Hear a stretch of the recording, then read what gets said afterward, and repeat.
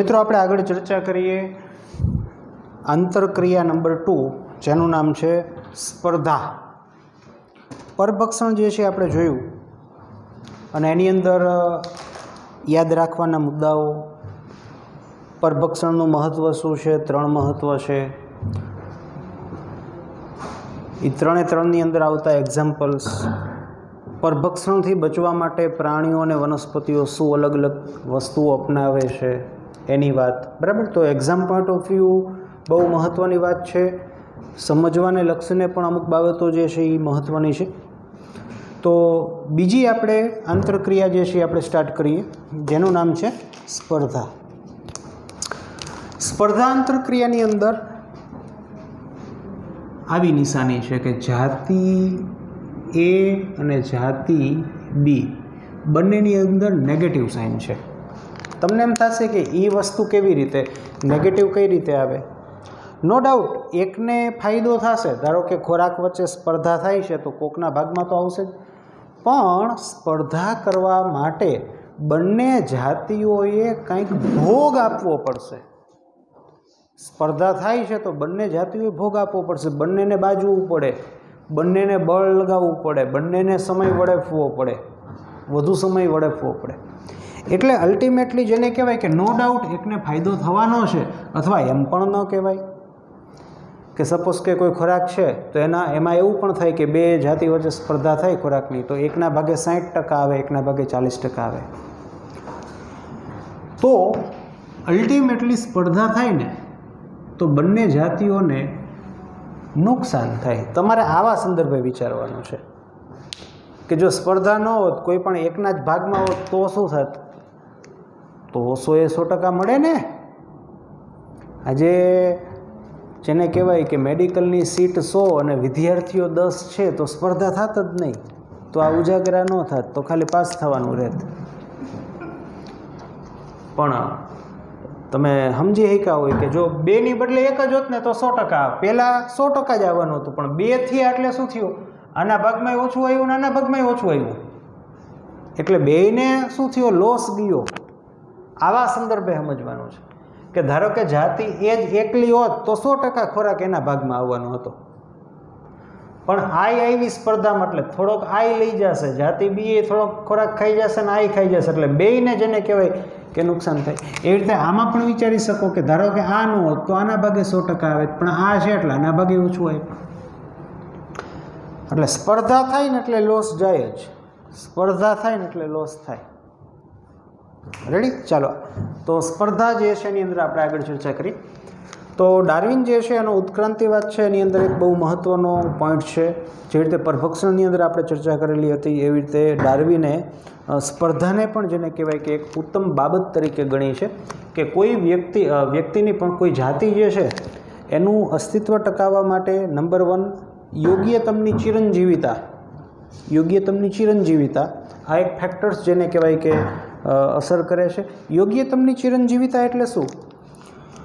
તો કે કોઈ સજીવ પોતાના વાતાવરણ સાથે બધી જ રીતે મેક્સિમમ એમાઉન્ટમાં અનુકૂલિત હોય તેને યોગ્યતમની ચિરંજીવિતા કહેવાય।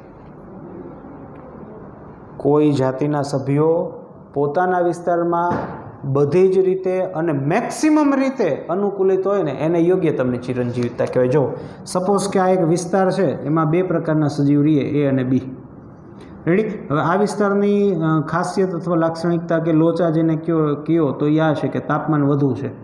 હવે એમાં સજીવ એ છે ને એ પરફેક્ટલી આ તાપમાન જે છે ને એની સામે લડવા માટે સક્ષમ છે, એની અંદર એવી તાકાત છે કે તાપમાન વધે તોય કંઈ વાંધો નથી। જ્યારે સજીવ બી છે ને એ તાપમાન વધશે તો એ લડવા સક્ષમ છે, પણ આના જેટલું નહીં, એટલે અમુક હદથી તાપમાન વધે ને તો આને ઘરે બેસી રહેવું પડે। તો એમ કહી શકાય કે આ સજીવ બધી જ રીતે યોગ્ય છે, અથવા તો આને યોગ્યતમની ચિરંજીવિતા કહેવાય। તો કોઈ સજીવના અસ્તિત્વ ટકાવવા માટે આ વસ્તુ હોવી જોઈએ, પણ મિત્રો આ બે વચ્ચે ખોરાક બાબતે સ્પર્ધા થાય, એમાં જો આ નબળો ઉતરે ને તો એ અસ્તિત્વ ન ટકે। એટલે જ સાહેબે કીધું છે કે અસ્તિત્વ ટકાવવા માટે આ પ્લસ ઉત્તમ સ્પર્ધાની અંદર પણ એનો નંબર આવવો જોઈએ। સ્પર્ધાની અંદર એનો નંબર આવવો જોઈએ, દેશી ભાષામાં તમને કહું તો આ બંને બાબતો હોવી જોઈએ કે તે સારી રીતે સ્પર્ધા પણ કરી શકતું હોવું જોઈએ, તો એનું અસ્તિત્વ ટકે, આવું સાહેબે કીધું. રેડી? ચાલો હવે સ્પર્ધા કોની વચ્ચે થાય? તો કે સ્પર્ધા જે છે ને એ સામાન્ય રીતે એક જ જાતિના સજીવો વચ્ચે થાય. શું કામ? તો કે એક જ જાતિના સજીવો હોય ને એની આદતો સમાન હોય, ખોરાક લેવાની આદત કે રહેઠાણની આદત કે પ્રજનનની આદત એ સમાન હોય એટલે સ્પર્ધા થાય. કે સામાન્ય રીતે નજીકની સંબંધિત જાતિ એના સજીવો વચ્ચે સ્પર્ધા થાય, પણ આ વસ્તુ દરેક બાબત અથવા દરેક વખતે સાચી નથી. અલગ અલગ જેને કહેવાય કે જાતિના સભ્યો વચ્ચે પણ સ્પર્ધા થાય. આજે હું તમને ઘાસની જ વાત કરું તો નો ડાઉટ કે હરણ છે એ ઘાસ ખાશે, પણ આ જ ઘાસ બકરી પણ ખાય, આ જ ઘાસ ગાય પણ ખાય, આ જ ઘાસ અન્ય તૃણાહારીઓ પણ ખાય. એટલે એક જ જાતિના સજીવો વચ્ચે સ્પર્ધા તો થાય, પણ એક જ જાતિના સજીવો વચ્ચે જ સ્પર્ધા થાય એવું નથી, અલગ અલગ જાતિઓ વચ્ચે પણ સ્પર્ધા થાય. સમાન સ્ત્રોત માટે અલગ અલગ જાતિઓ વચ્ચે પણ સ્પર્ધા થાય. તમને એનું એક્ઝામ્પલ આપ્યું છે કે પ્રાણી પ્લવકોને ખાવા માટે સુરખા પક્ષી ને માછલી બે વચ્ચે સ્પર્ધા થાય, તો સમજી શકો એવી વાત છે. મિત્રો તમને એક બીજી વાત કહી દઉં કે સ્પર્ધા છે ને મુખ્યત્વે ખોરાક, રહેઠાણ અને પ્રજનન આ ત્રણ બાબત અર્થે મુખ્યત્વે સ્પર્ધા થાય. ખોરાક, રહેઠાણ અને પ્રજનન આ ત્રણ બાબત અર્થે મુખ્યત્વે સ્પર્ધાઓ આપણને જોવા મળે. રેડી? ચાલો હવે બહુ મહત્વની વાત છે કે સ્ત્રોત મર્યાદિત હોય. ધારો કે સ્ત્રોત તરીકે ખોરાકની ચર્ચા કરીએ એ મર્યાદિત હોય તો સ્પર્ધા થવી એ એક આવશ્યક છે. હાલો એ તો સમજાઈ જાય આપણને કે ખોરાક ઓછો હોય તો એની વચ્ચે સ્પર્ધા થાય, ખોરાક લેવા માટે સ્પર્ધા થાય. પણ અમુક વખત આવું થાય કે સ્ત્રોતનું મર્યાદિત હોવું પણ આવશ્યક નથી, છતાં પણ સ્પર્ધા થાય.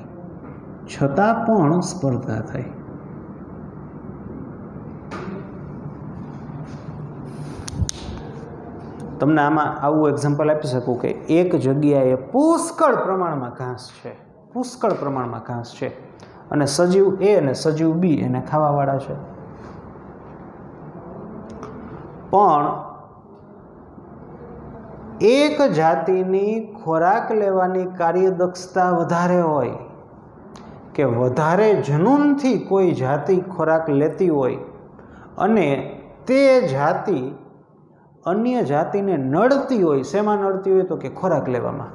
તો પણ સ્પર્ધા થાય. તો પણ ઓલી જે નબળી જાતિ હોય એને એમ થાય કે હું ઝટ ખાઈ લઉં, વધારે ખાઈ લઉં, ઝડપથી ખાઈ લઉં. ધારો કે મોટી જાતિ છે કોઈ સજીવની, એ ઘાસ ખાવા જાય તો એની સપોઝ કે એક લાક્ષણિકતા છે કે એના અંગો, એના ઉપાંગો છે આજુબાજુ ફેરવે કે જેથી બાજુમાં રહેલી અન્ય નાની જાતિ છે ને એને તકલીફ પડે, ભલે ઘાસ ગમે એટલું છે. તો આવા કિસ્સામાં સ્પર્ધા થાય. અથવા તો અન્ય કુદરતી અવરોધો પણ ઘણી વખત આવી સ્પર્ધા કરાવે છે. આનું એક્ઝામ્પલ તમને સમજાવું કે પૂરતા પ્રમાણમાં ઘાસ છે પણ કુદરતી અવરોધ તરીકે ધારો કે એવું બને કે તાપમાન જે છે એ બહુ હાઈ થઈ જાય, ખાલી સવારના 8 થી 10ની વચ્ચે જ જેને કહેવાય કે તાપમાન છે એ ઓછું રહેતું હોય. હું તમને સમજાવવા માટેની વાત કરું છું. ધારો કે આવું બનતું હોય કે 8 થી 10ની વચ્ચે જ તાપમાન ઓછું છે અને બાકી સપોઝ કે આની પહેલાં અંધારું હોય છે અને આના પછી ટેમ્પરેચર હાઈ હોય છે, ઘાસ ભલે ગમે એટલું રહ્યું.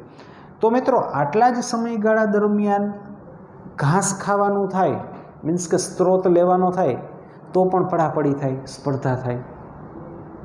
એટલે સ્ત્રોતનું મર્યાદિત હોવું પણ આવશ્યક નથી. આવા પણ અમુક કિસ્સાઓ છે કે એક જાતિની કાર્યદક્ષતા વધુ છે અથવા એક જાતિ બીજી જાતિને કોઈ રીતે કનડગત કરતી હોય અથવા એક જાતિની હાજરી અન્ય જાતિ માટે કનડગત જેવી સાબિત થાય કે કુદરતી અવરોધો, તાપમાન વધુ છે, પૂર આવી જવું, પાણી, વરસાદ, સતત વરસાદ પડવો. તો આવા કિસ્સાઓમાં કોઈ ચોક્કસ સમયે જ જેને કહેવાય કે સ્ત્રોત માટે દોડવું પડે તો પણ સ્પર્ધા થાય. રેડી? ચાલો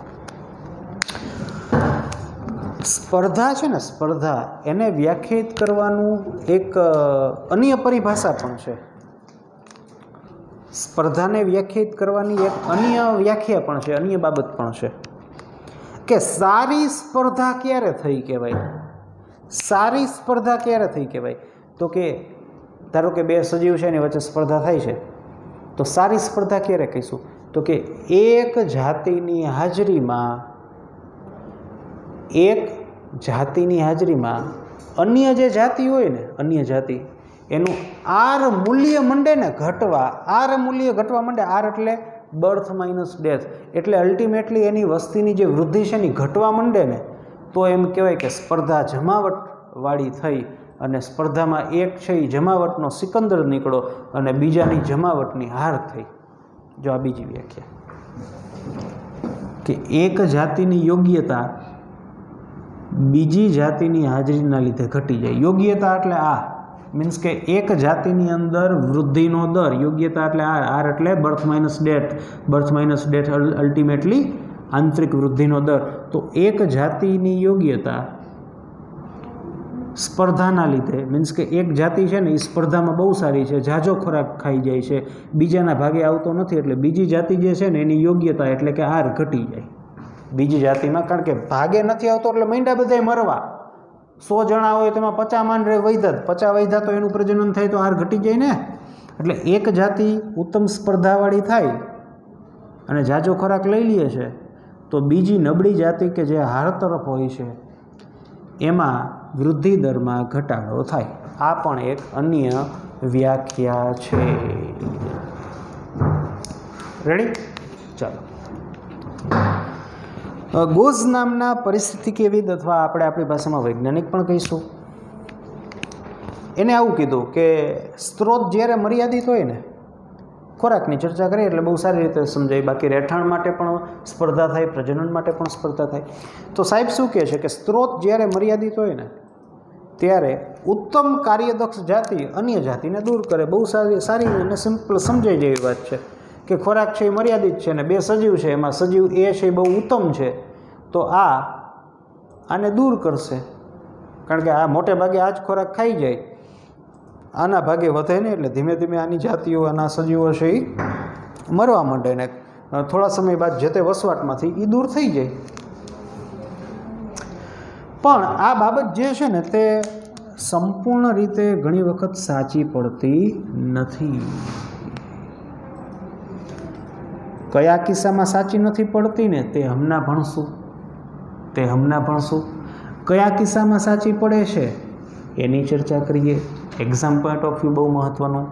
ગેલાપાગોસ બરફ આચ્છાદિત ટાપુઓ કે જ્યાં એબિંગડન કાચબાઓ રહેતા. હવે અહીંયા બકરીઓ એડ કરી ને, બકરી, તો બકરીઓ એડ થયાના એક દાયકામાં, 10 વર્ષ દાયકામાં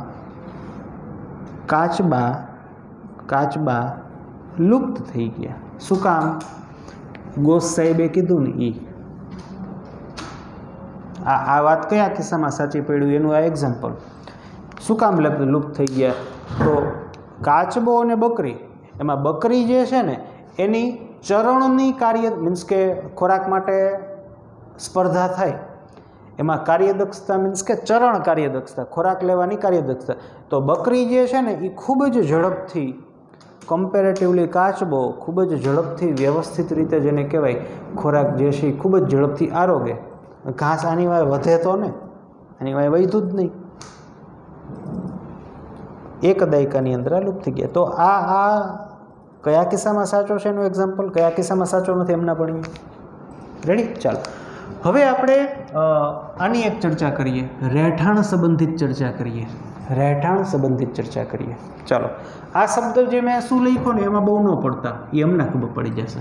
આપણે છે ને રહેઠાણ સંબંધિત એક ચર્ચા કરવી છે સ્પર્ધાની.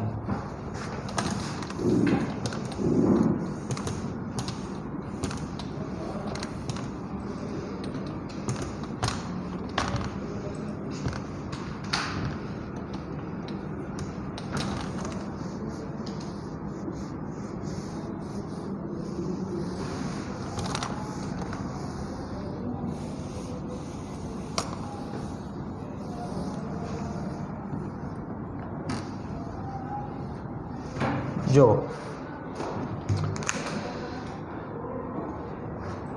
શું કહે છે કે ઘણી વખત સ્પર્ધા થાય ને રહેઠાણ માટે, ત્યારે જે ઉત્તમ જાતિ હોય ને, ઉત્તમ જાતિ, બે જાતિ વચ્ચે સ્પર્ધા થાય, એમાં એક જાતિ ઉત્તમ જાતિ મીન્સ કે સ્પર્ધામાં કિંગ બને એવી જાતિ, એની હાજરીના લીધે જે બીજી જાતિ હોય ને એનું સ્પર્ધાના લીધે ઘણી વખત એનું વિતરણ હોય ને, વિતરણ એટલે કે એની પ્રેઝન્સ એ નાના ભૌગોલિક સ્થાન પૂરતું સીમિત થઈ જાય, નાના ભૌગોલિક સ્થાન પૂરતું સીમિત થઈ જાય સ્પર્ધાના લીધે. હવે આમ નહીં મજા આવે, હું તમને સીધું સમજાવી જ દઉં. શ્રીમાન કાનેલ છે ને એને પ્રયોગ કર્યા સ્કોટલેન્ડની અંદર પથરાળ સમુદ્ર તટ ઉપર આંતરજોવાળીય ક્ષેત્રમાં. શ્રીમાન કાનેલના લાવણ્યમય ક્ષેત્ર પ્રયોગો તરીકે ઓળખવામાં આવે છે આ પ્રયોગ. શ્રીમાન કાનેલે પ્રયોગ કર્યો કઈ જગ્યાએ? સ્કોટલેન્ડમાં. ક્યાં? ઇંગ્લેન્ડની બાજુમાં, એવું કેવું હોય તો કહેવાય. સ્કોટલેન્ડની અંદર પથરાળ સમુદ્ર તટ એટલે કે આંતરજોવાળીય ક્ષેત્રમાં એને પ્રયોગ કર્યો. શું પ્રયોગ કર્યો? એટલે એની આખી ઇતિહાસ નહીં પણ આખી વાત હું તમને કરું. પહેલી વાત હું કરીશ બાર્નેકલ્સ. તો કે બાર્નેકલ્સ શું છે? તો કે બાર્નેકલ્સ જે છે ને એ સંધિપાદ સમુદાયના પ્રાણીઓનું જૂથ છે. પ્રાણીનું જૂથ છે, કોઈ એક સજીવનું નામ નથી. આપણે સજીવ લઈએ, આપણે કેમ કીટક છે એ શું છે આપણને ખબર છે, વર્ગ છે, આખો જૂથ કહેવાય. તો બાર્નેકલ્સ સંધિપાદ સમુદાયના પ્રાણીઓનું જૂથ છે. એટલે બાર્નેકલ્સ હોય ને એમાં કેટલાય પ્રકાર પડ્યો. આપણે પ્રાણી શાસ્ત્રી નથી એટલે આપણે બે જ પ્રકાર પડવા છે, મોટા બાર્નેકલ્સ અને નાના બાર્નેકલ્સ. હવે આમાં તમે બહુ ડિટેલમાં ચર્ચા કરો ને તો આની કંઈક વાત આવી છે કે આ લોકો જે છે ને એની અંદર વિકાસ છે ને, વિકાસ એ સીધો નથી, પરોક્ષ છે. આનો વિકાસ પરોક્ષ હોય. અને આના જે ડીંબ હોય ને, એ ડીંબ સામાન્ય રીતે સમુદ્ર હોય, કાલે આપણે આંતરજોવાળીય ક્ષેત્રની ચર્ચા કરી હતી. ધારો કે આ આવું ક્ષેત્ર છે, જોજો. અને આંતરજોવાળીય ક્ષેત્ર એટલે શું? તો કે ઓછી ભરતી હોય ને ત્યારે એ ખુલ્લો હોય પાર્ટ, વધુ ભરતી હોય ને ત્યાં ડૂબે. એટલે સમુદ્ર તટથી પાણીથી હાવ નજીકનો વિસ્તાર હોય આંતરજોવાળીય ક્ષેત્ર, એટલે પાણીથી હાવ નજીકનો વિસ્તાર. ને જે રેગ્યુલરલી જે મોજા આવતા હોય ને એ મોજા તો એને અહીંયા પાણી ટચ કરે. હવે જો સપોઝ કે ઓછી ભરતી તો આટલું લેવલ છે પાણીનું, વધુ ભરતી તો પાણીનું લેવલ સપોઝ કે આટલું રાખીએ. ચાલો અત્યારે ભરતી નથી કરી. હવે આ બાર્નેકલ્સ હોય ને એના જે ડીંબ હોય ને એ આ તટ ઉપર, આંતરજોવાળીય ક્ષેત્રમાં તટ ઉપર પથ્થરો જોવા મળે આપણને, પથ્થરો જોવા મળે.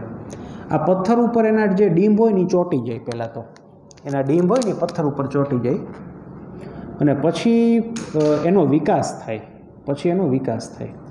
અને એના વિકાસની અંદર કંઈક એવું આવે છે, બહુ ડિટેલમાં તો ખ્યાલ નથી, કે જેમ એને પાણી મળે ને અથવા પાણીવાળો વિસ્તાર જેમ નજીક, એમ એનો વિકાસ સારો થાય. કંઈક આવા પ્રકારનું એનું આખું જીવન ચક્ર છે. એટલે આટલો આંતરજોવાળીય ક્ષેત્ર થાય.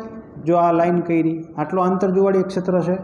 આ ઉપરનો ક્ષેત્ર થાય ને, મીન્સ કે આ ક્ષેત્ર છે આંતરજોવાળીય થાય, આંતરજોવાળીય. આ જે છે એ કયું થાય? આંતરજોવાળીય પછીનું, મીન્સ કે નજીકનું. રેડી? હવે આ બાર્નેકલ્સ છે ને, મોટા બાર્નેકલ્સ, એ ઉત્તમ છે. શું છે? ઉત્તમ છે. આ કેવા છે? થોડાક ઉતરતી કક્ષાને. ચાલો, શેમાં ઉત્તમ છે? સ્પર્ધામાં ઉત્તમ છે. કોણ? આ સ્પર્ધામાં ઉત્તમ છે. આ કેવા છે? સહેજ નીચલી કક્ષાના. ચાલો, પણ શેની સ્પર્ધા શેની? તો કે આ છે ને એ સહેજ માથા ભારે, મેં તમને કીધું એમ.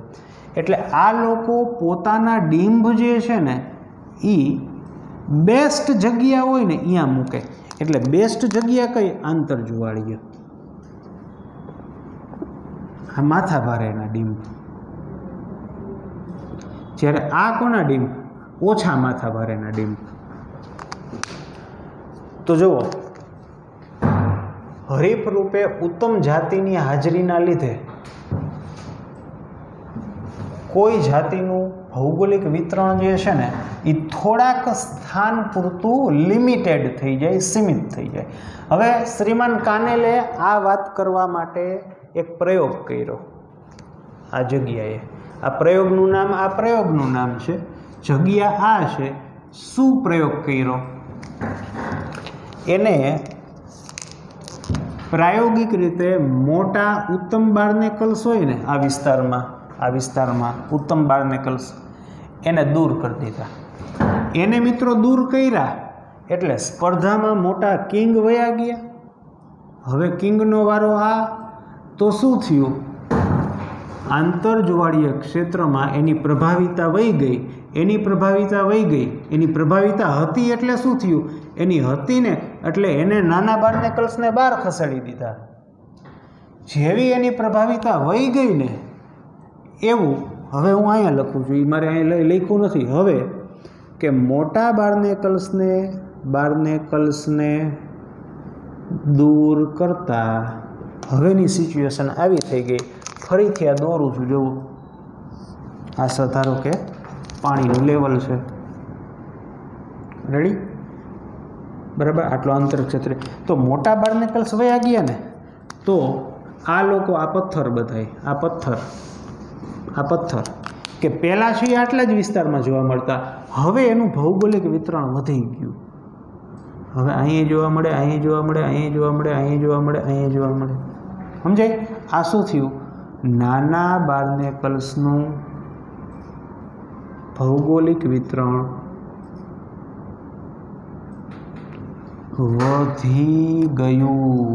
વધી ગયું.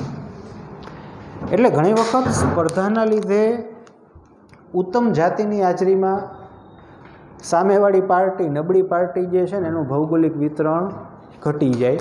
અને જો આ ઉત્તમ જાતિને દૂર કરી દે ને તો ઓલા મોજથી ફરે. બહુ સાદી વાત છે, આ સમજાવી દીધું, વાર્તા પતી ગઈ. એવી હાઈફાઈ વાત નથી આ, બરાબર, રેડી. તો આ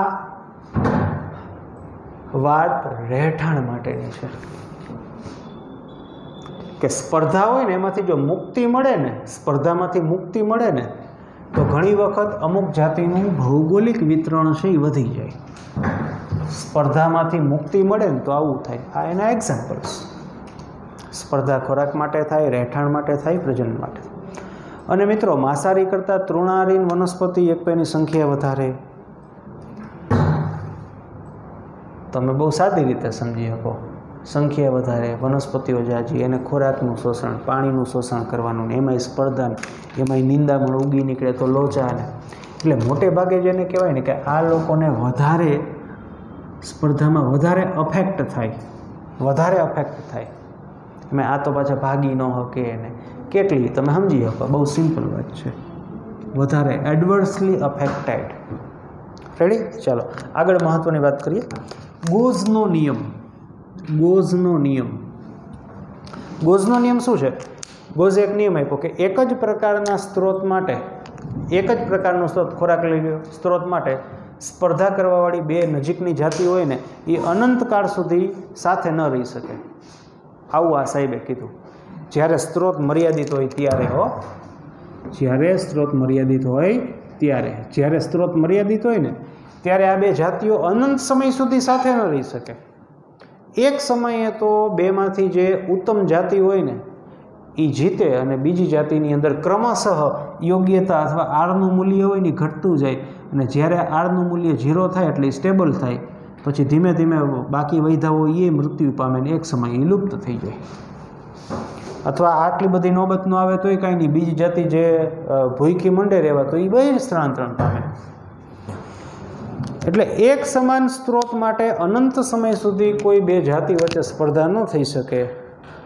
ઉત્તમ કાર્યદક્ષ જાતિ જે હોય ને એ અન્ય નિમ્ન કાર્યદક્ષને દૂર કરે. તો આ તો દેખીતી રીતે આપણે સમજાઈ જાય એવી વાત છે, જોઈ શકાય એવી વાત છે. પણ મિત્રો, સમજવાનું આ છે કે દર વખતે સાચું નથી. એવા પણ આપણી પાસે કિસ્સાઓ છે કે જેમાં સ્ત્રોત મર્યાદિત હોય, 6 છતાં પણ સ્પર્ધા નથી થતી એની પાછળનું કારણ છે સ્ત્રોતનું વિભાજન થવું, ખોરાકનું વિભાજન થવું. તમને એમ થાય આ શું ઘાસની પોટલી હોય તો એ વિભાજિત થઈ જાય અડધી આખી? નો, એવું નહીં.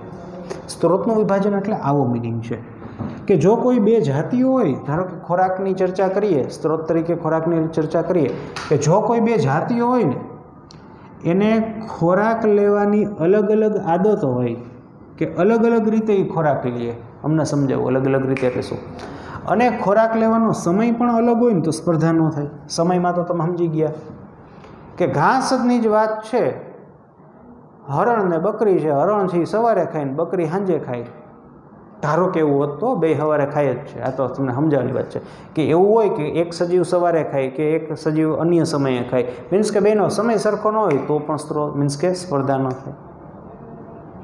અથવા તો ખોરાક લેવાની અલગ અલગ પ્રકારની આદતો.